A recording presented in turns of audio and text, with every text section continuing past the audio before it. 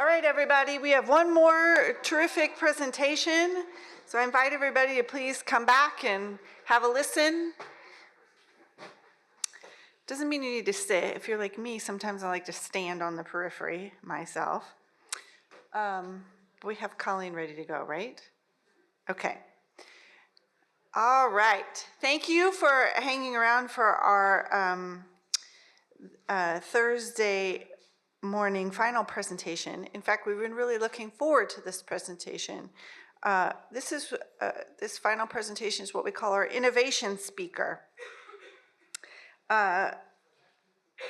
We offer this presentation as a part of a series that the Midwest Cast hosts called Innovation in Adaptation. And the idea is to push our creativity, our thinking about how we might even conceive of adaptation into new directions. Some of the real innovations in adaptation that we now can look back and recognize, they were crazy ideas in the beginning. They really were outside of the box. And if we stay within our established norms in the natural and cultural resource space, we're unlikely to find ourselves in a highly innovative mindset. So we want to push on that front.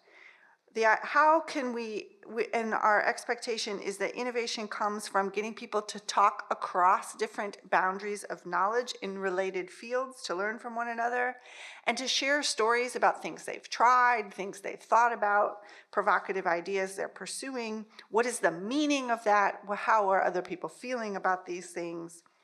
And so we're very excited to learn from the experts like our presenter today.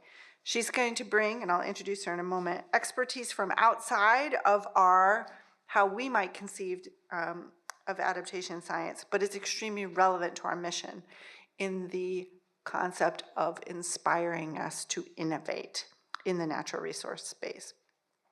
So I'm very excited to introduce Colleen Reid. She's an associate professor of geography at the University of Colorado Boulder. By the way, the University of Colorado Boulder is the host of the North Central CASC. All of the CASCs collaborate quite a bit. I, for example, am in regular communication with all the other consortium directors, so we are very fond of CU Boulder. Dr. Reid studies how environmental and social exposures interact to influence health, with a particular focus on exposures to climatic change and society's response to climatic change. Her research is focused on the health impacts of exposure to air pollution from wildfires, extreme heat events, and proximity to urban vegetation. Her current projects include a study investigating how wildfire smoke affects air quality and the health of children in schools and at home, and looking into the health and air quality impacts of the Marshall Fire. So I hope you can see that by thinking about the health implications and the air quality components of wildfire, we're going to invite, what does that mean for us as natural resource practitioners, and how can that cause us to think about wildfire in innovative ways? Dr. Reid is going to talk about what is known and what are open scientific questions on the health impacts of wildfire smoke. She's going to talk about how prescribed fire and landscape management may be a way of reducing those public health risks. So the need for natural resource managers to collaborate with public health officials. And that is a very exciting interface. And we're grateful that Dr. Reid would take time to present with us here in the Midwest CASC. So without further ado, the floor is yours, Colleen. Thank you. Great. Thank you so much. And I hope that I can, that was such a nice introduction. I hope I can spur new ideas and innovative thinking. So as mentioned, I look at environmental exposures and how it influences health. And so, as was stated, I was asked to talk about wildfire smoke. And I think part of the reason that the Midwest CASC would be interested in wildfire smoke is because you've been experiencing wildfire smoke lately. This is an image that I took just the other day on August 4th from a website that I like to use when I'm trying to understand the air quality where I live or to understand where there's fire smoke at a given time. And some of you may know this, it's from the US EPA. It has regulatory monitors as well as agency corrected data from low cost sensors that people purchase through Purple Air. And as you see, at least then, and I think it's still occurring from checking this morning, there's quite a bit of smoke affecting the Midwest and the Northeast right now this summer. And this is sort of reminiscent of what happened in 2023. In the West, we've been dealing with this for a long time and studying it for a while. And so I'm often asked the question, and I think your group probably understands why there have been so many wildfires in the past few years. But just to make sure we're all on the same page, there's a variety of drivers of wildfire risk that's causing this, large increase in the number of episodes that we're seeing, particularly not just, well, in North America, but also throughout the world. We have climate change is increasing temperatures, which causes drying of the fuels, the forests, the grasslands, all of the natural vegetation. And then we also have historic fire suppression since about the 1930s.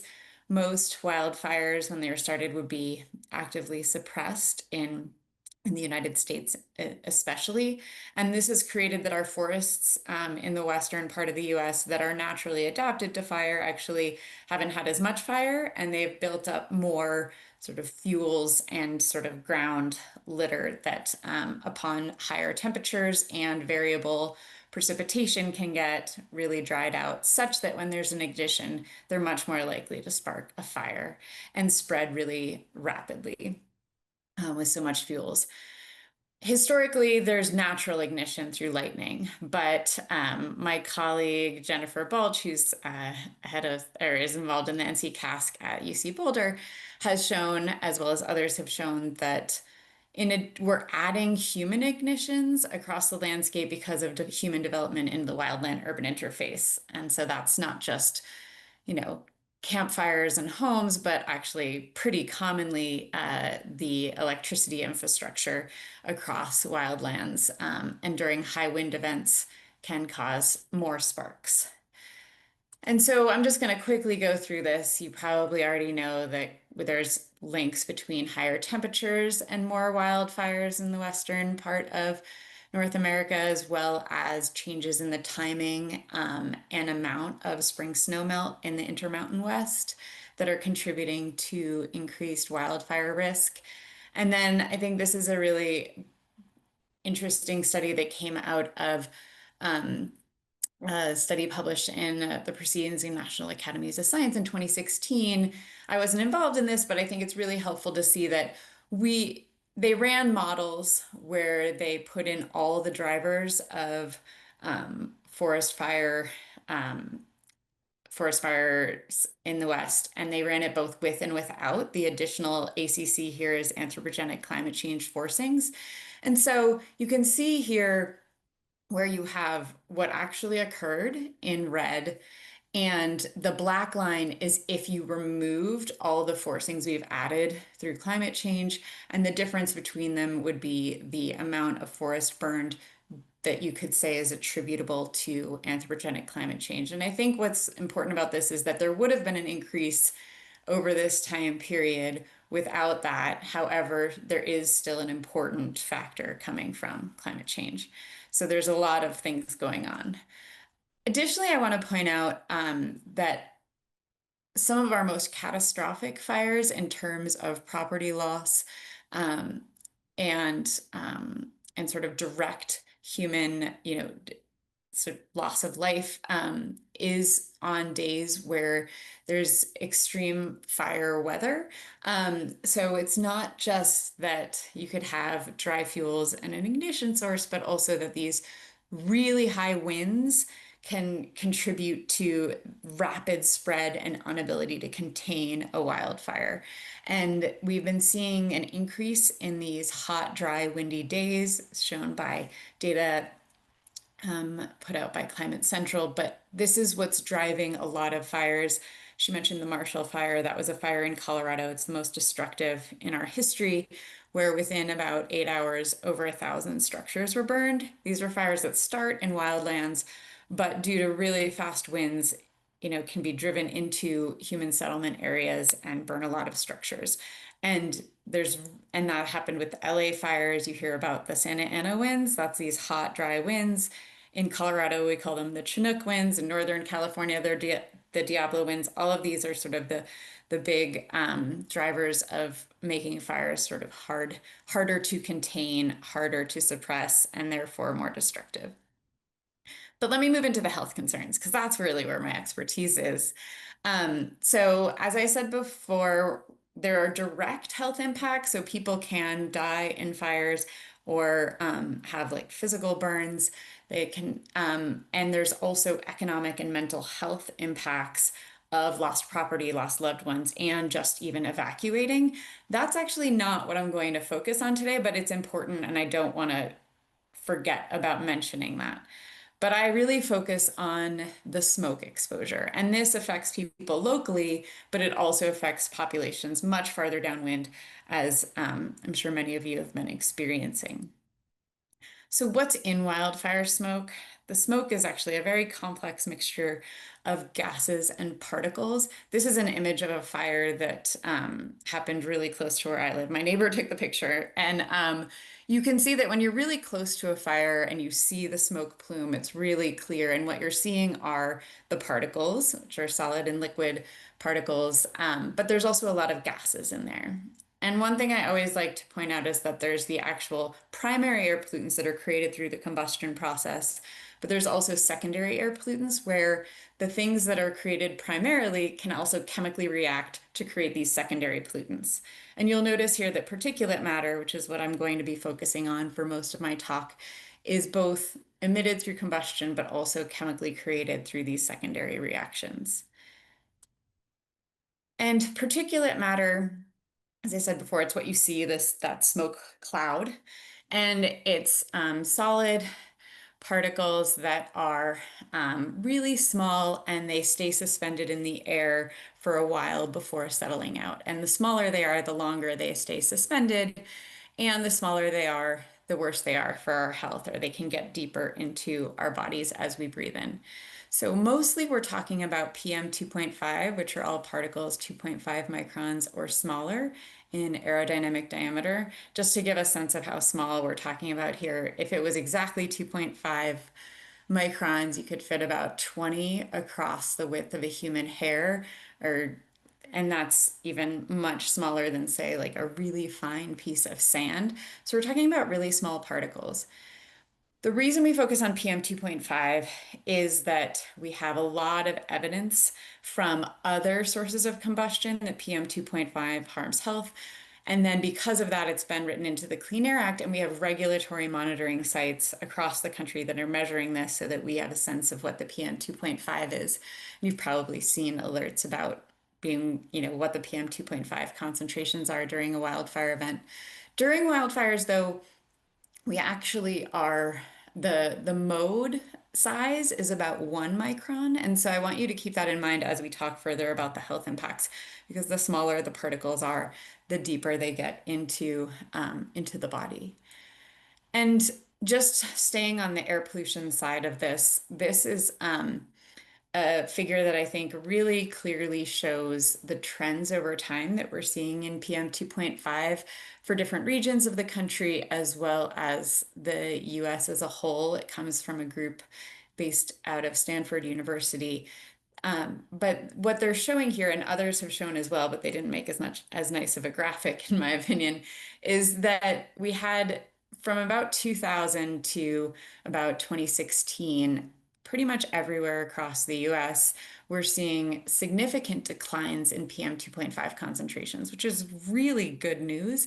And that's very much due to the Clean Air Act and regulating sources of PM 2.5. So there's been huge effort and successful effort in decreasing PM 2.5 from combustion sources that were easy to regulate. We had engineering controls. We've made our cars much more efficient to put out less particulate matter. Similarly, with factories and power plants and refineries, there's been all sorts of industrial controls on the emissions from those, which has really been beneficial for our health. But you can see these horizontal lines at about 2016, where you see that in some parts of the US, you just see that it's no longer going down as much. It's sort of flattening out. And then in the parts of the Western US, this sort of increasing slope of PM 2.5 more recently. And this and other studies have all documented that that is because of wildfire smoke. You'll notice that this study stops at about, I think it's 2022. And if we put in the more recent years, I wonder if some of the areas of the country that have been affected by smoke from the Canadian fires would see more of an uptick in PM 2.5, but that remains to be seen. So now we'll move into the health impacts.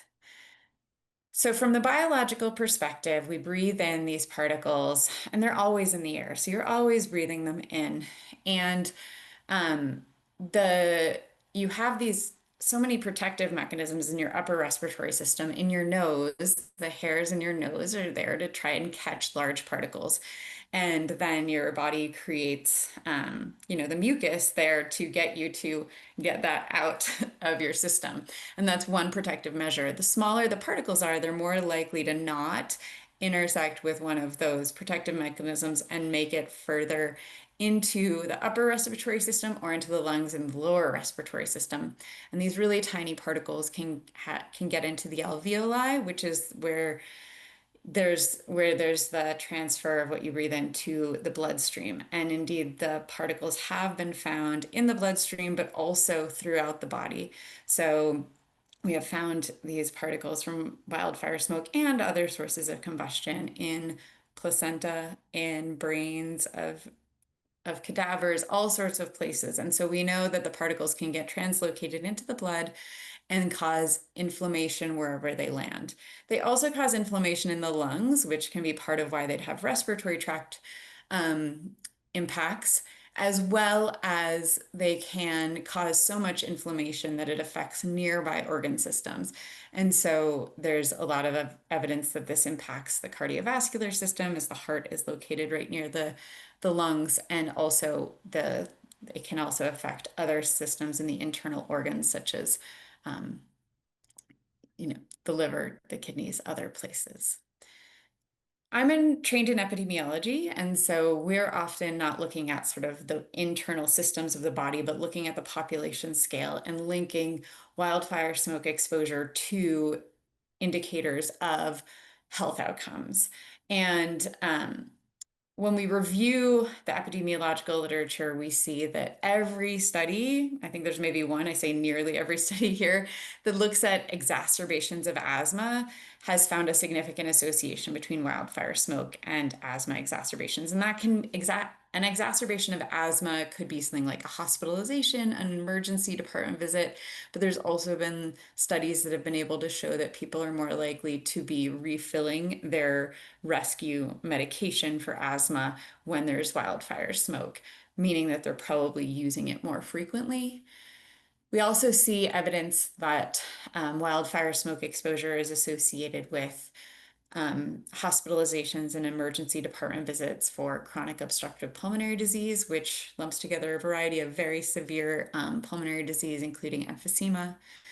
And then there's growing evidence of a link between wildfire smoke and respiratory infections, and this includes pneumonia, bronchitis, and COVID-19. And there's even one study that I've seen linking to increases in tuberculosis cases. And this is mostly hypothesized to be due to the fact that the air pollution irritates the lungs. And actually, I didn't mention before, there's biological evidence that the particles can affect the immune system, such that upon exposure to an infectious agent, you're more likely to have a more severe case and therefore end up seeking medical care that shows up in data sets we can bring into our analyses. There's also a hypothesis that the particles that we're talking about are about the same size as a virus, and that potentially when there's more air pollution, it allows the virus to stay airborne longer if it happens to be sort of if it connects with those particles, and therefore it could be spread more. But I think the jury is still out on that. But there's people exploring it.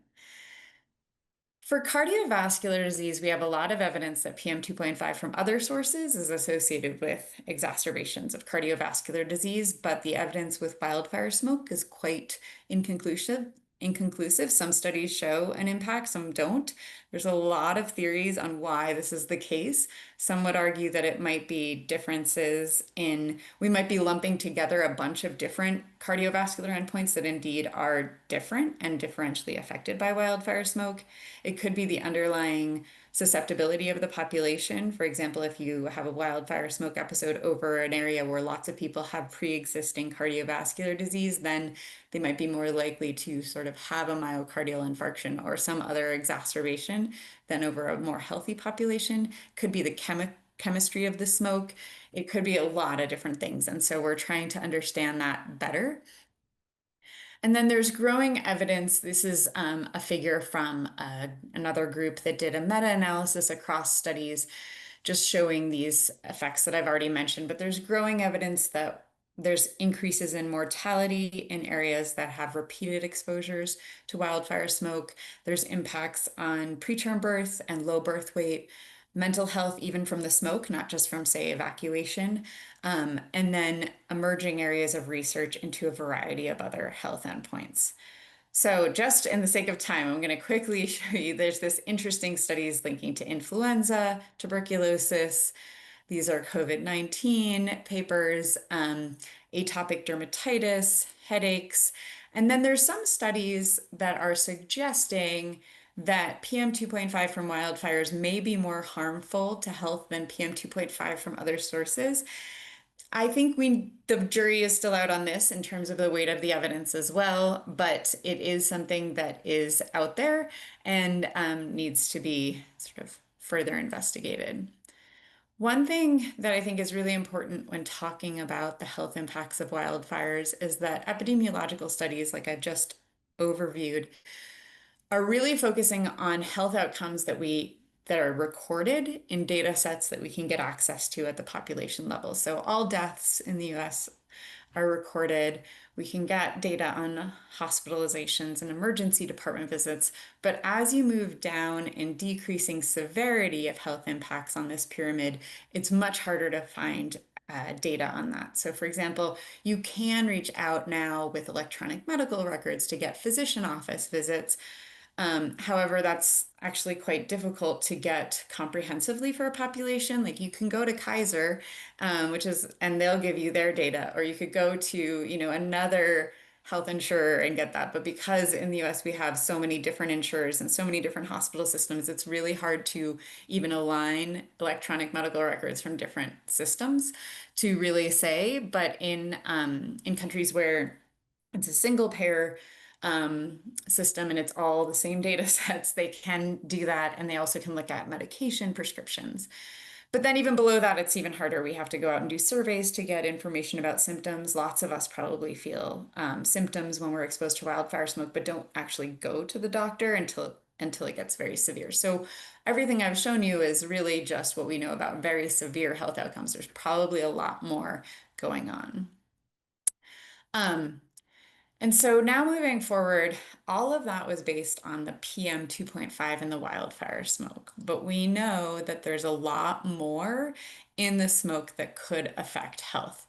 And and I think that this is where we need to move to, because how much is emitted, say, for example, with the volatile organic compounds, there's hundreds of them, and there could be different concentrations of different ones. Some we know are very harming to health, some we don't really know much about, and some we know are not as bad. And so if we had differential amounts of those, depending on what burned and the temperature it burns, we could have very different gases people are exposed to, in addition to the particulate matter, that could be affecting health. And so um, I've done some work on ozone, which is ground level ozone is an air pollutant also regulated under the Clean Air Act, which is only a secondary pollutant. And so it's actually really interesting. It can have really different spatiotemporal patterns than PM 2.5 during a wildfire event, which I could go into later. But and those could differentially interact to influence health. And I think we need to do more work on that.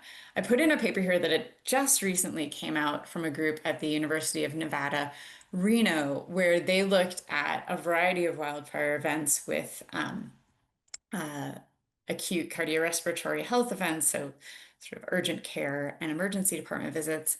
But they were able to attribute, like for each fire, whether it was predominantly forest that was burning um, or grasslands or shrubs, and they found that there was differential impacts for respiratory or cardiovascular health endpoints for which type of fuel was burning. And so I hope that there will be more studies like this that'll help us understand those impacts more.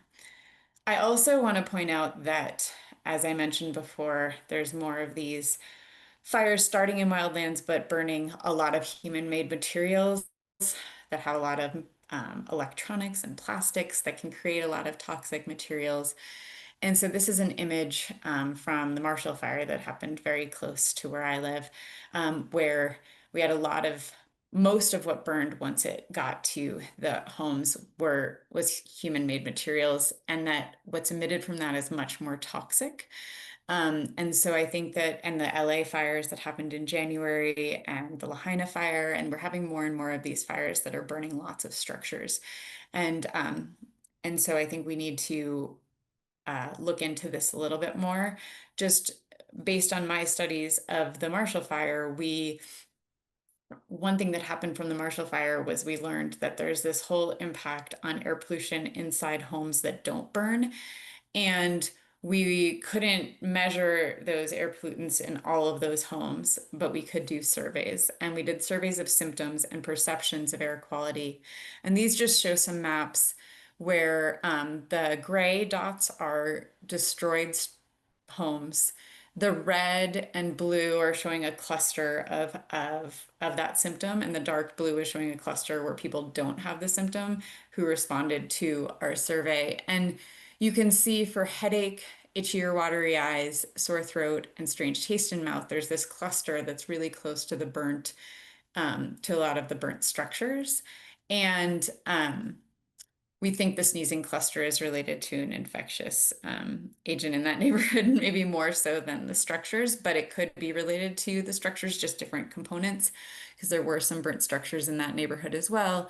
And they correlated well with clusters of people saying when they returned to their home, it smelled really different. And in those homes that smelled really different, we believe that's due to increased VOCs that absorbed into all the materials in the home, because we sensed that in a small sample of homes we were able to sample for VOCs in. Finding ash in the home, we found high levels of metals in the ash that we sampled from homes that we were able to sample from. And then we did an epidemiological analysis where we found that of these large number of symptoms that we thought might occur after the fire, some of them were significantly associated with these perceived exposures. So people saying their home smelled different or they found ash in their home, as well as measures of proximity to burnt structures. Um, and then I'm going to actually move on beyond this. This is another study that's showing that differential impacts for health impacts. And this one, they were able to look at structure fires and found a significant impact of those compared to that might be different than forest fires. So it's an important thing of these WUI fires that start in wildlands, but they go into urban areas. I also think it's important to try to understand who's more affected. And so this is just a study that I was part of where we were trying to look at whether or not wildfire smoke differentially impacted communities based on their socioeconomic status, race, or ethnicity, or smoking prevalence. I'm going to focus on the socioeconomic status findings here because different than other sources of air pollution, we don't find consistent evidence that there's differential exposure. When we model outdoor exposure to wildfire smoke, it's pretty random in terms of where people are affected because the fire can occur anywhere and it really depends on the winds and the meteorology where that smoke goes. But we did find some differential health impacts by socioeconomic status. And so I'm just going to show here, interestingly, asthma was significantly associated with PM 2.5 during this wildfire event, regardless of a variety of different measures of socioeconomic status by zip code that we had. So percent poverty or percent unemployed or percent low income. Asthma seems to be affecting everybody. However, for chronic obstructive pulmonary disease, we see that the the zip codes that are lowest income or highest levels of poverty had the strongest associations between PM 2.5 and emergency department visits for chronic obstructive pulmonary disease versus the more well-off zip codes. There was actually really no association. And so there's a variety of reasons for this because the outdoor air quality was not differential in these communities. And so we think that we might be misclassifying indoor exposures because we tell people to stay indoors, and we know that homes are highly differential based on how leaky they are, how well maintained they are. And so possibly there's less maintenance in renter occupied homes and or people are less able to do as much maintenance or putting the air filters or air cleaners in who have lower economic means. It's also possible, it's also could be related to prevalence of outdoor jobs. Um, it's also possible there's a recent study that I didn't put on this slide that documents that behavior change could be differential by who can work from home and stay inside, or which can be influenced by income, education, and other measures of socioeconomic status. It's also, we know that due to less access to health insurance and ability to pay for health care, that there are higher rates of chronic health conditions in lower income populations, and that could make them more susceptible to exposure. So now what do we do about all of this? So there's really two different things trying to deal with either after a wildfire occurs, what are the public health measures that we can take on, or what could we do to try and decrease our risk of wildfire smoke events? And so the first, because we can't regulate wildfire smoke the way we do, say, emissions from industry, we have to focus on public health measures. So we tell people to stay inside, wear masks, use air cleaners, make sure to check the filters in your HVAC system. They get filled up really quickly when there's a wildfire smoke in the area. And those will all help keep you safe. We also know that it's really hard to get people to do individual things to protect their health, particularly if there's constraints on their ability to do so by, cost or just challenges of fitting that into busy lifestyles. And so I'll talk a little bit about a study I've got on that. And then another thing to try and decrease the risk of wildfire smoke events, there's a focus on doing more prescribed burning and or forest thinning to try and make forests less likely to have catastrophic wildfires in the case of an ignition. Or we could try and do more to decrease our emissions of the climate active pollutants to over a long time period, hopefully decrease the acceleration of climate change.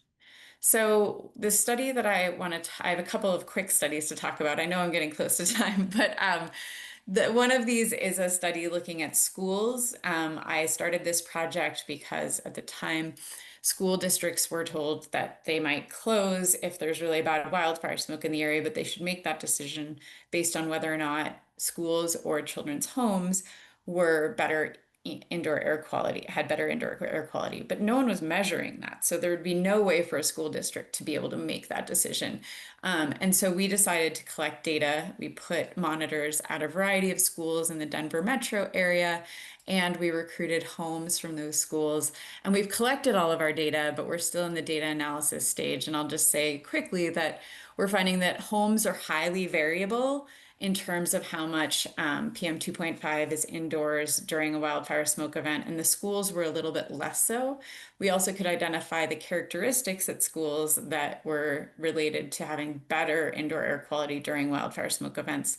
And we think that that could be a more community-based intervention rather than focusing on the individual. At least we could make schools clean air spaces so kids get clean, really safe air during school days. We are also linking them to a variety of health measures, so stay tuned for results on that. Related to prescribed burning, I'm part of an NSF-funded project to look at risk trade-offs with prescribed burning decisions in Colorado. And this is a very interdisciplinary team. We have an economist, a sociologist, a geographer, and an engineer as the lead PIs on the project. And we are doing a variety of different things. We are looking at people's perceptions of these risk trade-offs and whether they are supportive or not of prescribed burning, and also talking to decision makers about the reasons why prescribed burning does or does not happen in Colorado. But then I was brought in to look at health impacts to homes near prescribed burns because we have information about the air quality of prescribed burns normally being at lower concentrations than wildfires, but very little about health impacts. And so we are collecting data on lung function and symptoms during in homes that are really close to prescribed burns to try and understand how much this is affecting health. And so I think I should stop there and open it up for questions at this point in time. Okay, you guys know the drill. Folks online, if you have questions for Dr. Reid, please put those in the chat. Folks in the room, I already see a hand, so we're coming for you.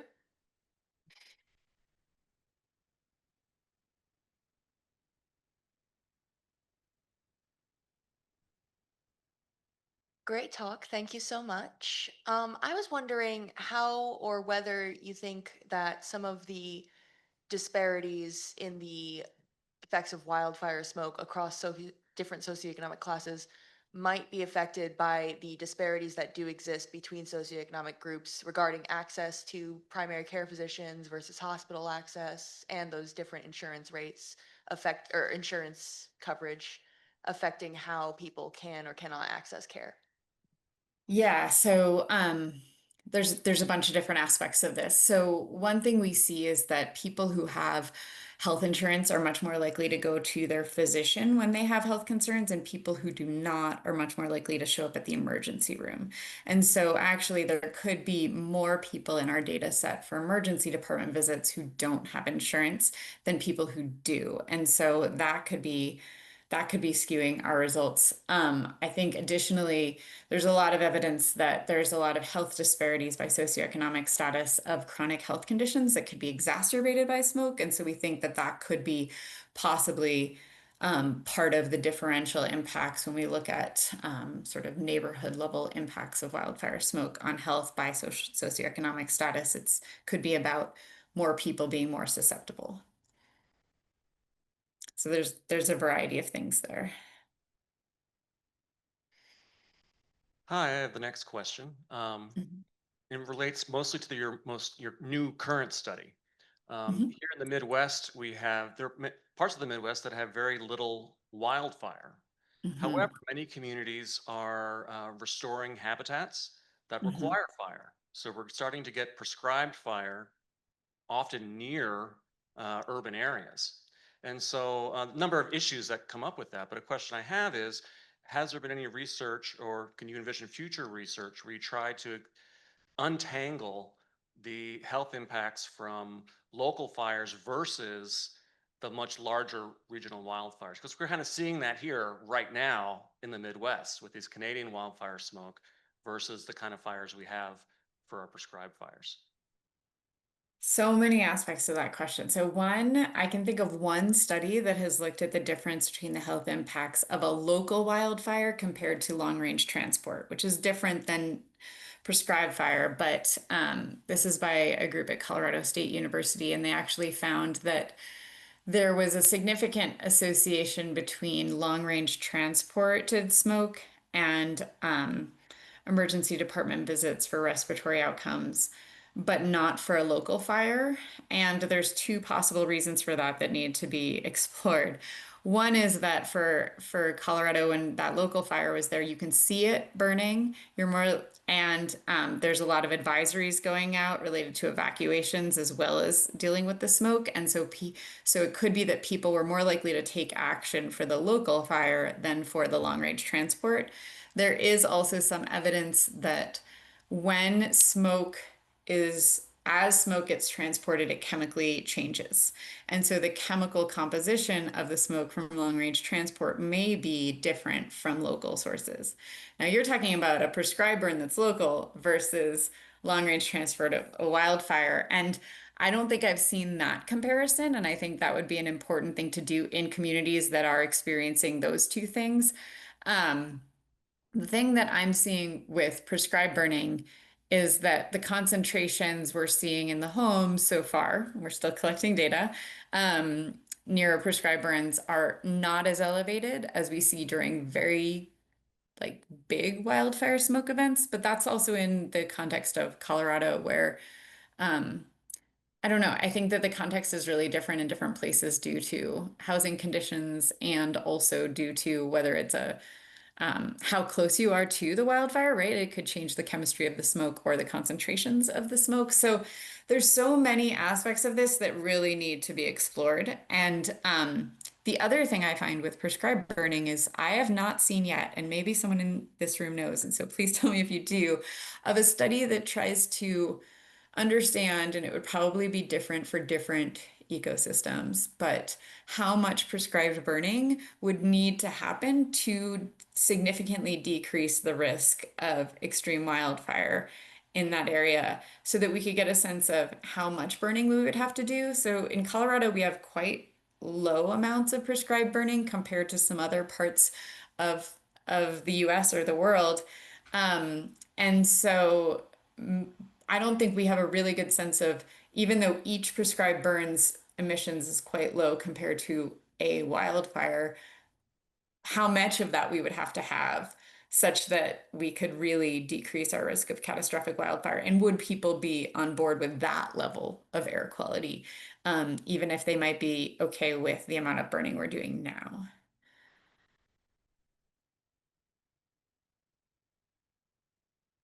Hi, I have the second question, but it's a little bit of a two-parter. But the first one centers more around the socioeconomic stuff that you were talking about. So I'm from the Menominee Reservation in Northeast Wisconsin, and we actually just had our annual powwow this past weekend. During this really, really bad air quality alert, they were saying that Wisconsin had the worst air quality in the country, I believe, this past weekend. Yeah, on that topic, just the way that the wildfires have affected Native communities specifically, because we are outdoors a lot more, more land-based cultures and stuff like that. People's jobs are outdoors. So I just wanted to hear your thoughts on like if you've seen any research specifically on Native communities and how wildlife or wildfires have affected specifically those communities.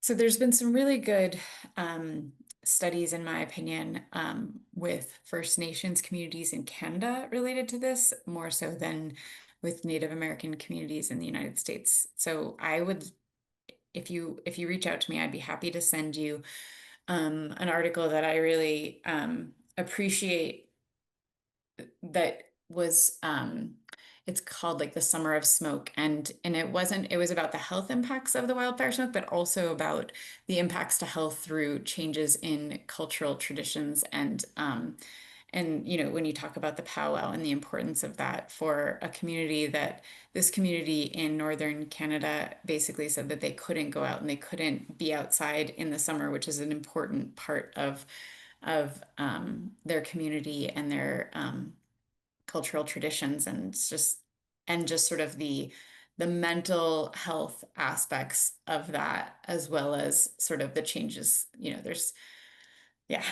so many things there. I think there needs to be more work done about this. I feel like there's not been enough, but yes, people from a variety of backgrounds who spend their time outdoors and are really connected to the land, this is a big impact. But at the same time, I know that a lot of Native American communities, have do traditional fire, and it's a part of, I think that, there was a lot more burning before the colonization of North America, and getting back to that level of burning, I think be would be a very different amount of smoke and impacts, but it would be getting back to sort of this sort of indigenous knowledge of landscape management. So I think we Okay, need and more, then I'll ask more my work on that. second question Yeah. real quick.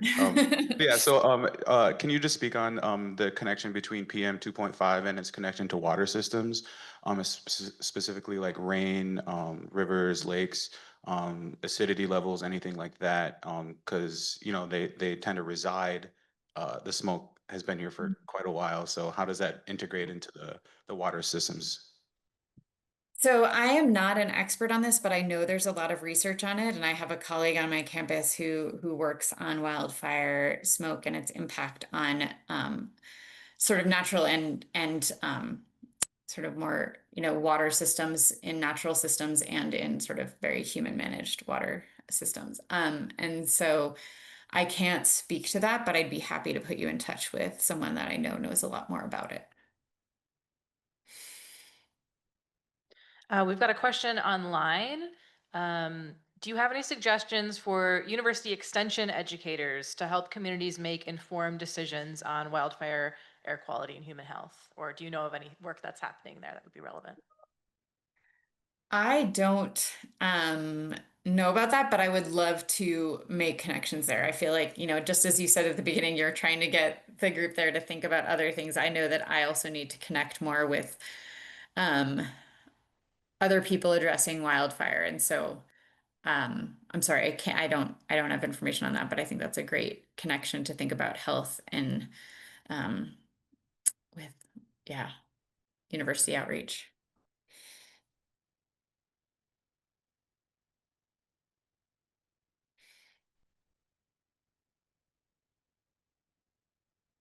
Hi, thanks for your talk. I was just gonna, and I'll say hello, um, build on that question about the communications. I guess I'll just state at first, as someone who lived in Northern California through some of the devastating fires for 10 years, like I'm having um, an emotional reaction to some of the presentation here. And so it's making me think a lot about how we have more trauma aware communications around these health impacts, to climate impacts, to sort of climate disasters. And so I was curious if you have seen in the public health space connections with communication researchers around how to most effectively put out public safety announcements, sort of air quality alerts. So that's one question, just if you're aware of those types of projects happening. Um, second, Secondarily, and related to being here in the Midwest now, I also am observing that there's a lot less sort of social awareness of the impacts of wildfire smoke because we've lived with it less here, and it's more psychologically distant than it is when you are living in a fire-prone community and at risk of evacuation yourself. And so while we do get some of those National Weather Service alerts and air quality alert days, there's a lot less behavioral response than there is in the West. And so I'm curious, like, if you have thoughts there as well about whether public health research, communications research is adapting to be able to communicate effectively in places where the exposure is further away, where there might be longer time lags, where, I mean, even the research you were sharing about like this long range smoke movement is a different exposure than proximal fires. So if you could speak to all of that, and then, yeah, just the point of like the fact that even the presentation sort of generated this like emotional, visceral response to me. And if you have thoughts about how we're presenting this research in a way that doesn't sort of trigger these like trauma responses when you live through these really impactful experiences. Yeah. Okay. So thank you, first of all, for pointing out the emotional response and thinking about trauma-informed presentation of findings. That's something that I should look into. So thank you. I know about people who are trained in trauma communication, but I need to do that work. So thank you. In terms of public health and communication, so there's a whole subfield of public health that focuses on communication. And I think that my experience connecting with them around wildfire smoke and the research that they do is really about trying to get people to actually take on behavior change more so than I haven't seen anything about trauma-informed communication in wildfire smoke. So I think that it's mostly been thinking about that, like looking at we communicate in certain ways, and is that actually getting people to engage in changing their behaviors related to wildfire smoke, and therefore how could we change that? I think and so that I know there's ongoing research in that regard. But at this point in time, I haven't seen anything sort of telling us to change the way that we are communicating that. I don't know if we've figured out ways to get people, like one thing that's just known quite well in public health is that we often communicate a lot of, there's this sort of individual level versus structural level interventions to protect health. And we focus so much on individual level, and that can lead to sort of people like victim blaming of people who get health impacts from any type of exposure.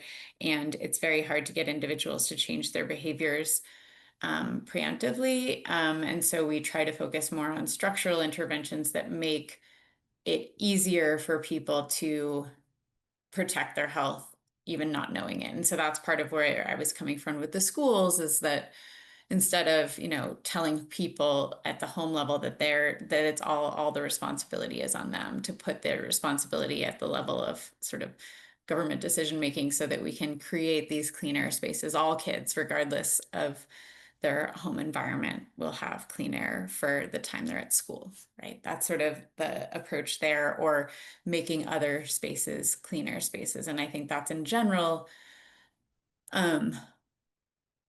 something that public health tries to do, right?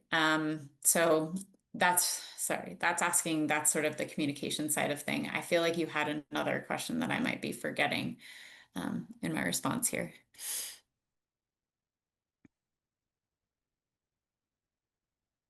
Yeah, I mean, I think you addressed like that there isn't, you're not aware of like a lot of research on this, like more trauma aware or trauma informed communications around these alerts, and that we should be experimenting with what types of communication strategies are effective for behavioral change, but maybe not there right now. And then, yeah, the point about public health interventions, like focusing more on the structural level, of course, makes sense, but our structures are failing us. So now we're individuals trying to operate in this landscape. And yeah, as professionals, like trying to support individuals doing that, are there ways that we can do that more consciously? Yeah. So thanks for all your thoughts on that.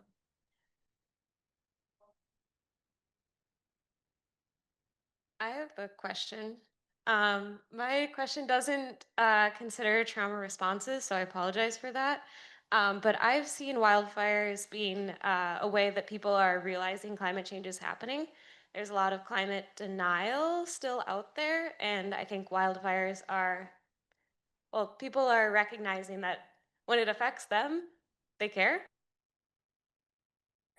And so I was just wondering how you have seen effective ways to communicate that, hopefully in a trauma-informed way, but to people who might not. Yeah, I got into this field because I thought that showing the impacts of climatic changes on human health would spur action. And I haven't found that the research on that has necessarily spurred as much action on climate change as I would hope. So I'm at a loss on how to do that. I do maybe that's a way in on those individual conversations that can change someone's perceptions, to talk about how climate change is influencing wildfires. Um, yeah, I don't know. I'm sorry, I can't give a better answer than that. That's okay. Thank you so much. Mm. Any other questions? Okay. I think we're, oh, do we have time for one more? Okay. One last question, no more after this. I think it's an easy one. Thank you. Just really, because my cousin has been asking scientists, you should know this, and I don't, and it was on your slide. Just peat versus forest burning. Like, is there something different in the particles? Yeah, so And peat hopefully that's fires, sorry, peat fires tend to have more smoldering, which creates more particles than like a canopy fire in a forest. And so there's some information and some hypotheses on this. I think, again, there needs to be more research comparing the two, but some would argue that the smoke is different, and so therefore the health impacts might be different.